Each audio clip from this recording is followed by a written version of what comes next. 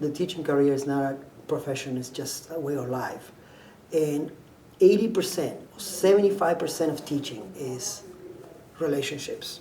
And the other percentage is content and teaching a class. I don't teach Spanish, I teach kids. I teach students to live, to appreciate things in life. And I think when teachers see that teaching is not about the content, but the kids, they are in the way of being excellent teachers. Language is one small piece of teaching culture, and the kids don't get a full picture of what is to come from another country or Argentina, unless they see you who you are on a daily basis. As soon as I started teaching, actually, I figured out that this was my call, my vocation, my passion, and it didn't take more than a semester.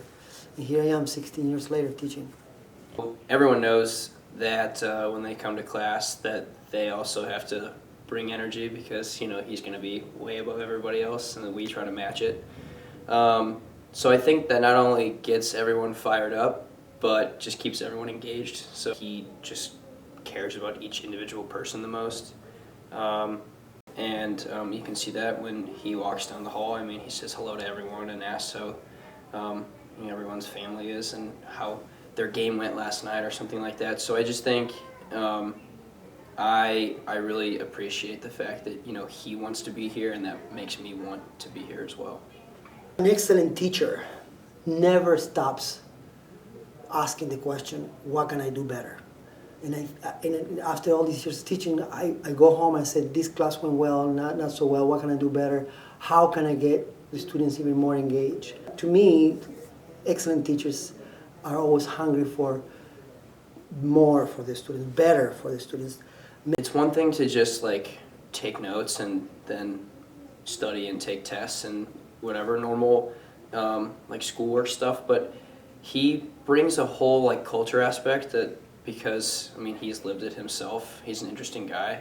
I think he tries to incorporate all those culture things. So we dance and we've brought in food. I think the first thing you have to establish in a classroom is trust. And the trust comes with good practice, good examples by the teacher, good behavior by the teacher, by modeling what he or she talks about.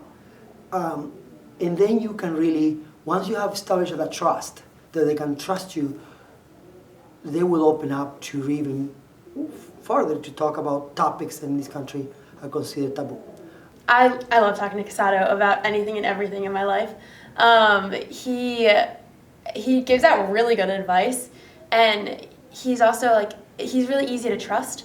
So he's not only our teacher, but he's also our friend, because we're able to have discussions with him that aren't necessarily only scholarly discussions, but we're also able to talk about a little bit more controversial stuff. Advice that I give heavily is to travel, and more travel.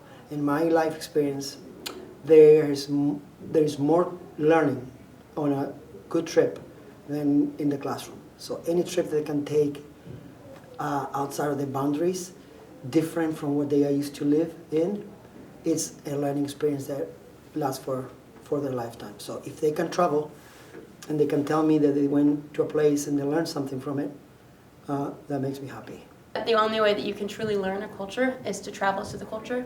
And through traveling, you'll meet new people, you'll interact with different people, everybody has different backgrounds because everybody has a different story. And that aspect has kind of really stayed with me, and that's why I love traveling so much. And I love meeting new people and learning about new cultures, because Casado kind of inspired me that you can always learn more. The honesty, the simplicity of teenagers, and just spending time in the classroom interacting with them makes me happy.